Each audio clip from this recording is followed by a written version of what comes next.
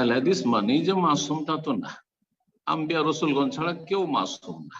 নাম আহলে হাদিস দিলে কাজ হয় না। আকীদায় আহলে হাদিস হইতে হবে, ইবাদত বন্দেগীতে আহলে হাদিস হইতে হবে, আখলাক চরিত্রে আহলে হাদিস হইতে হবে, লেনদেনে আদান প্রদানে আহলে হাদিস হইতে হবে, ব্যক্তি জীবনে আহলে হাদিস হইতে হবে, পারিবারিক জীবনে আহলে হাদিস হইতে হবে, সামাজিক ক্ষেত্রে আহলে হাদিস হইতে হবে, আর্থিক ক্ষেত্রে আহলে হাদিস হইতে হবে, রাষ্ট্রীয় বিষয়ে আর সিয়াসাতে রাজনীতিতে আহলে হাদিস হইতে হবে, কোরআন সুন্নাহ অনুসারী হইতে হবে। যেইভাবে সমাধান দিয়েছেন রাসূলুল্লাহ সাল্লাল্লাহু আলাইহি ওয়াসাল্লাম, সিয়াসি সমাধান, রাজনৈতিক সমাধান খোলাফায়ে রাশেদিন দিয়েছেন।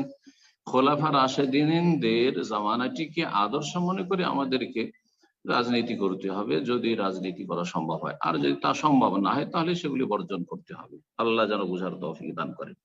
পাকিস্তান মানে কোনো দলিল নয়, আর আহলে হাদিস মানে কোনো দলিল না। আমাদের দলিল হচ্ছে ওয়াহি, আমাদের দলিল হচ্ছে ওয়াহি, আর ওয়াহি হচ্ছে কোরআন কারীম, আর ওয়াহি হচ্ছে রাসূলুল্লাহ সাল্লাল্লাহু আলাইহি ওয়াসাল্লামের সহিহ সুন্নাহ। জাযাকুমুল্লাহু খাইরান।